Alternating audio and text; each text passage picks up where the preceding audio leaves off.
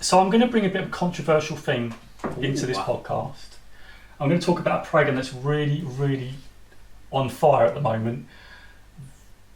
Love Island. Blech.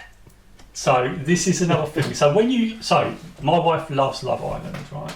And I might be like... Can I just go away for 10 minutes while you talk about this and then come back? So I'm just using it as a context at the moment that people are watching that to death, right? And when I watch that programme, when I look at it, there's a lot of drama in that programme, and that's the whole thing. I think that influences people to be in that mode. So my house full of ladies and stuff like that, and we talk about it.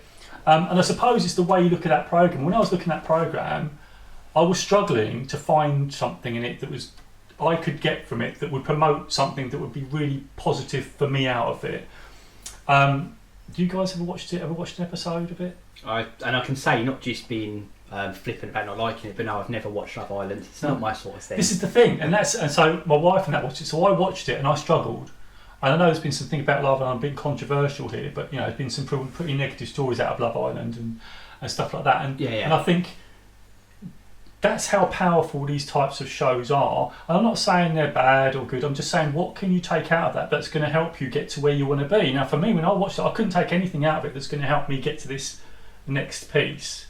And so when we get trending things like that, is be careful what you're going for. Be conscious about what are you taking from it. What's the message you're getting from it? If you're watching Love Island and you think, do you know what, I really love that, maybe they've raised, I haven't seen it yet, but maybe they've raised issue about some mental health thing and how they've dealt with it. See, that's a good thing, that's positivity, but a lot of the stuff that I've seen so far is about this person's having drama with that person, it's their fault because there's a lot of blame going on. Maybe it's the way I'm looking at it, but I'm trying to look at it in a way, what message can I take away? And I suppose the overall thing for me with this particular piece on the podcast is that what are you taking away from the thing that you consume? Is it helping you? Or is it unconsciously hindering you? And so that's what I'd ask you just to do. On any content you watch, what you take, is it like Lee said about my comedy? Now, I still need to get into that. I still struggle a bit with that.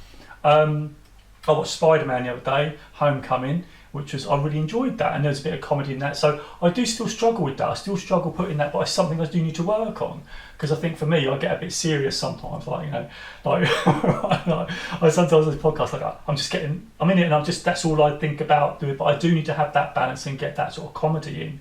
And so that's what can I take from that? For me, it's like Lee's on the podcast. It brings a nice bit of humour into the podcast, and that's what I love, and that's what I wanted more of, and that's what it's about, getting that balance. But for me, what do I take out of comedy? It makes me laugh, it makes me feel better, it makes me good, and I think that's having a good balance. And again, go back to Love Island, I think I don't sit.